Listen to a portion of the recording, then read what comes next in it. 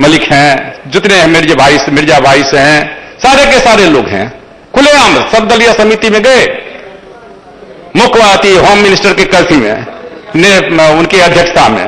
हमने कहा कि चलो जहां लोग मारे गए हैं वहां चलते हैं जाकर देखने के लिए। बोले नहीं नहीं नहीं नहीं नहीं, ये तो सर्वदलीय कमेटी है, बहुत जो है कर्फ्यू लगा हुआ सबको। हमने कहा हम जाएंगे।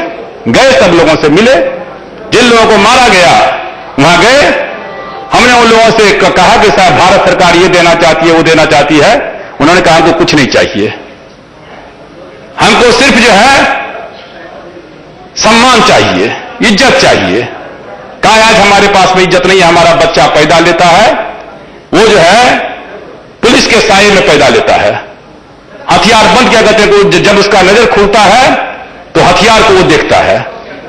आज हम दिल्ली जाते हैं, बंबई जाते हैं, जो ही हम समझता है लोग मुसलमान है, तो ही शंका की निगाह से देखता है। जब उसको मालूम हो जाता है कश्मीरी मुसलमान है, तब तो समझ जाता है टेररिस्ट ही है। ये है जून का महीना आ रहा है, जून का महीना, ये जून का महीना 9 जून। जून के पिछले साल जून से लेकर के जुलाई, अगस्त, सितंबर 3 महीने में 110 लड़के को मारा गया। 110 लड़का। ये क्या कहते हैं, भट्ट लड़का था, क्या उसका था, फैजुल भट्ट, क्या कहा, गए थे उसके यहां गए थे। उसके बाद उसको जाकर के पुलिस ने जाकर के गोली मारा, उसके घर में जाकर के गोली मारा। और जब उसके बाद गोली मारने के बाद लोग रोड पर आए तो कर्फ्यू लगा दिया। और जब उसका जनाजा निकला तो उसके ऊपर में गोली चला दिया। नतीजा हुआ फिर जनाजा निकला, फिर गोली चली। 110 लड़के मारे गए। भारत सरकार के होम मिनिस्टर से हमने पूछा कि बतलाओ, इसमें एक भी लड़का कोई पाकिस्तानी है, इसमें एक भी कोई लड़का जो है टेररिस्ट है? नहीं। अब उनका कहना है कि भाई पंजाब में, बिहार में एक लड़का कोई मारा जाता है, रोड जाम हो जाता है, तो वहां तो आप गोली नहीं चलाते हो, और हमारा लड़का मारा गया और हम आगे नहीं बढ़ सकते हैं? क्या आप दूसरे जगह इंक्वायरी करते हो, अफसर को सस्पेंड करते हो, यहां FIR दर्ज भी क्या कहते हैं कि नहीं होता है? पूरा का पूरा बैरिकेड बना करके रख दिए हो। 5 लाख से ज्यादा बच्चे जो हैं, उस 5 लाख से ज्यादा बच्चे जो है, नौजवान जो है डिप्रेशन में चला गया है, डिप्रेशन में चला गया है।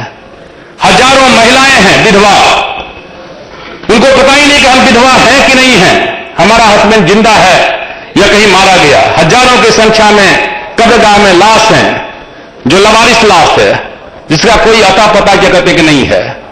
कानून बना हुआ है, चैम्बर मर्चेंट के समय में कानून बना हुआ है, पब्लिक सेफ्टी एक्ट, जिसको मन चाहे उसको बंद कर दो। नौजवान लड़का कहता है कि साहब हमारा पढ़ने का समय 2 साल तक बिना कहे हुए हमको जेल में बंद कर दिया जाता है, हमारा जीवन तो खत्म हो गया, हम न नौकरी कर सकते हैं, न पासपोर्ट ले सकते हैं, कुछ नहीं ले सकते हैं।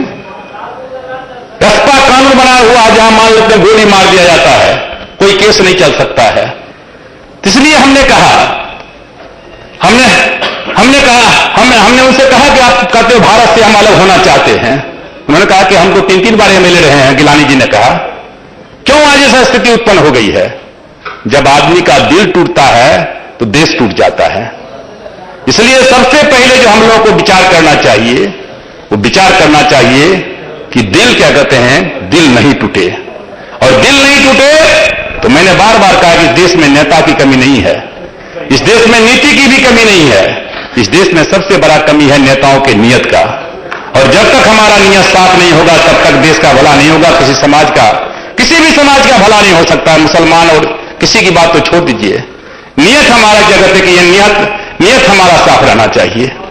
हम कभी सोचते ही नहीं है हिंदुस्तान पाकिस्तान अलग हुआ, जिनको जाना था पाकिस्तान चले गए, जो हिंदुस्तान में रह गया आज क्या कहते हैं कि चले जाइए।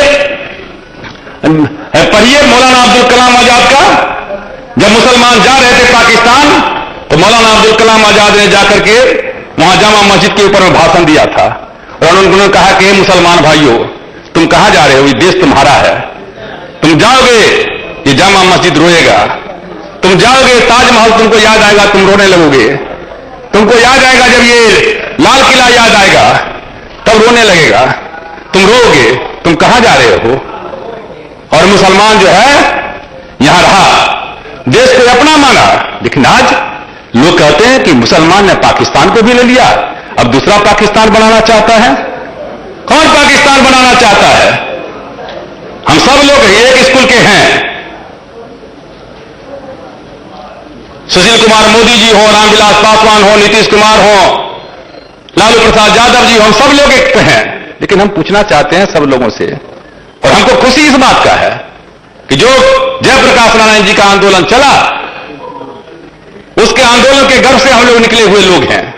लेकिन क्या यह बात सच नहीं है कि बाबरी मस्जिद टूट गया, कह दिया गया बाबर ने बनाया था, तोड़ दो। यदि बाबर ने बाबरी मस्जिद को बनाया था तो पार्लियामेंट को किसने बनाया था? अंग्रेज ने बनाया था। तो हम उसको तोड़ देंगे क्या? लाल किला पर जाकर के प्रधानमंत्री झंडा फहराते हैं। लाल किला किसने बनाया था? शाहजहां ने बनाया था। ताजमहल किसने बनाया था? शाहजहां ने बनाया था। क्या हम उसको तोड़ देंगे? ये हमारा धरोहर है। इसलिए साथियों, हम आपसे कहने के लिए आए हैं कि हम सब लोग एक परिवार के हैं।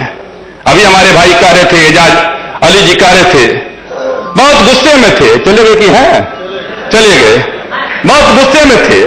उनका कहना था, वो अपने तरीके से अपनी बात को कह रहे थे। लोग गाली देते हैं कि मुसलमान बाबर के औलाद हैं। बाबर कब आया था? बाबर आया था 1526 में, और बाबर जब आया था देसी गद्दी पर कौन राज कर रहा था? इब्राहिम लोदी राज कर रहा था, वो भी मुसलमान था। इब्राहिम लोदी के पहले सैयद वंश के पहले खिलजी वंश के पहले गुलाम वंश के पहले मोहम्मद गोरी, तुगलक वंश, सारे के सारे मुस्लिम बादशाह थे। फिर बाबर के बाद उनका लड़का हुआ, हुमायूं हुआ, सब क्या कहते हैं, जहांगीर हुआ, अकबर हुआ, शाहजहां, सारे के सारे चले। लेकिन बाबर जो है, बाबर के साथ में कितने लोग आए थे? 1500 लोग आए थे। और आज कितना मुसलमान है? हिंदुस्तान, पाकिस्तान, बांग्लादेश, तीनों को मिला दीजिए 50 करोड़ मुसलमान हैं। ये 50 करोड़ मुसलमान कोई बाबर के औलाद नहीं है। क्यों बना मुसलमान? हमने कभी सोचने काम किया? हमने जाति व्यवस्था बना दिया। ब्राह्मण, क्षत्रिय, वैश्य, शूद्र। शूद्र को कह दिया दो तरह का शूद्र होगा, एक सछूत होगा, एक अछूत होगा। जो दलित हैं, जिनको हरिजन कहा जाता था, वो अछूत माने जाते थे। और जो बैकवर्ड क्लासेस के लोग हैं, उनको सछूत, उनको छुआ जाता था, चूंकि उनके बगैर काम नहीं चलता। और देख को कह दिया अछूत हो गया। नतीजा है इस्लाम धर्म आ गया। इस्लाम धर्म से पवित्र कोई दूसरा धर्म नहीं है। इस्लाम धर्म आया, उसने कहा खुदा के सामने सब बराबर है, ना कोई बड़ा है ना कोई छोटा है, ना कोई ऊंच है ना कोई नीच है, ना कोई नवाज है ना कोई बंदा नवाज है। मंदिर में जाने नहीं देता है, मस्जिद में जाओ। खाना खाने नहीं देता, एक दस्तरखान पर खाना खाओ, एक साथ नमाज पढ़ो। वो जो बेचारा दलित था, शूद्र जिसको कहा जाता था, वो कहा भाई ये कौन धर्म आ गया? कहता है कि हम जो है सबसे क्या कहते हैं कि हमको कहा गया कि ये जो है पूरा का पूरा गांव से बाहर रहेगा, इसका चेहरा देखना भी पाप है। हम